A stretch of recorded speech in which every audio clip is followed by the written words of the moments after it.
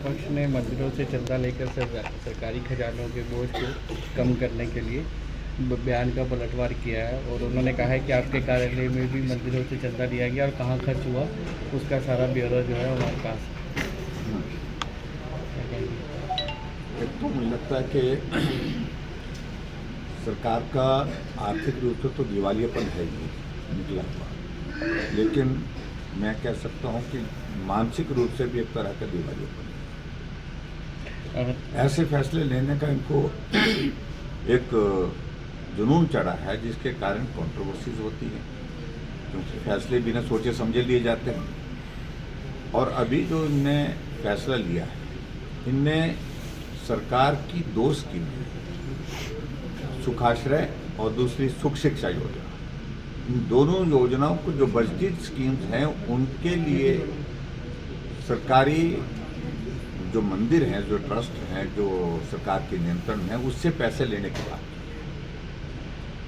और जबकि हमारी बात अगर कर रहे हैं, मैं बड़ा स्पष्ट करना चाह रहा हूँ, हमारी बात कर रहे हैं, हमने सरकार की स्कीमों को चलाने के लिए पैसा नहीं लिया वहाँ मंदिर से।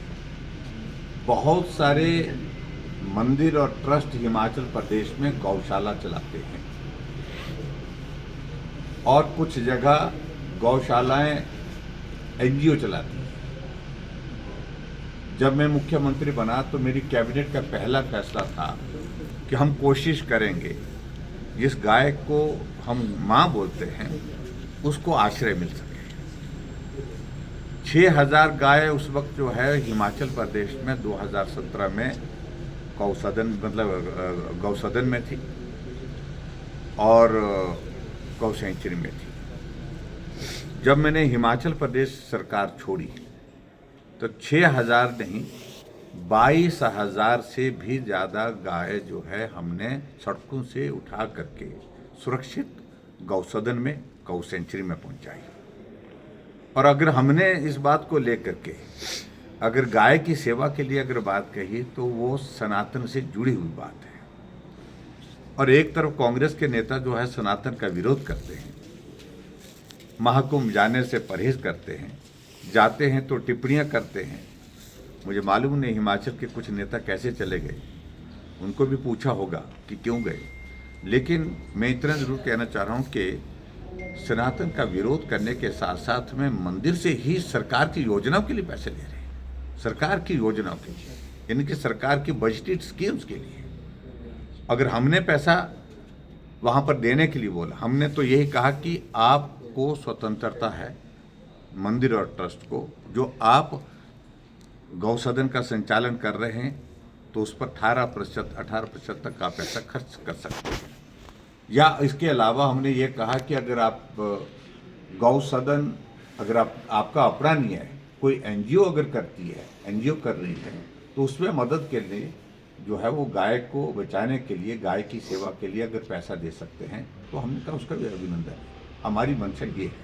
और यहाँ सरकार जो है, सरकार को चलाने के लिए, सरकार की गाड़ी चलाने के लिए, मुख्यमंत्री का हेलीकॉप्टर चलाने के लिए, मुख्यमंत्री की गाड़ी चलाने के लिए चंदा लिया जा रहा है। और जो स्कीमों का जिक्र किया है, ये तो बातें छोड़िए, पैसे किस बात के लिए लिया जा रहा है मैं अभी ज़्यादा कुछ नहीं कहना चाहता हूँ। हिमाचल प्रदेश के जो मंदिरों में जो लगभग 500 करोड़ रुपए का के लगभग पैसा है, और लगभग अगर संपत्ति की अगर बात कहें तो 6000 करोड़ के लगभग जो मंदिर ट्रस्ट जो हमारे सरकारी नियंत्रण में है वो उस पर नज़र है। और मैंने पिछले बजट सत्र में ही क्या दिया जो धर्मशाला विन प्रशासन हुआ उसमें कहा था, उस वक्त जो है उप मुख्यमंत्री जी ने कहा कि कोई हाथ नहीं लगा सकता। अब नोटिफिकेशन हुई पड़ी है। अब मुख्यमंत्री मंडी के शिवरात्रि के मेले, उप मुख्यमंत्री मंडी के शिवरात्रि के मेले में जाते हैं और कहते हैं कि बिल्कुल नहीं, ऐसा नहीं होगा, ये होने नहीं देंगे। तो भाई नोटिफिकेशन तो आपकी ही सरकार ने की है, हम तो उस पर बात कर रहे हैं।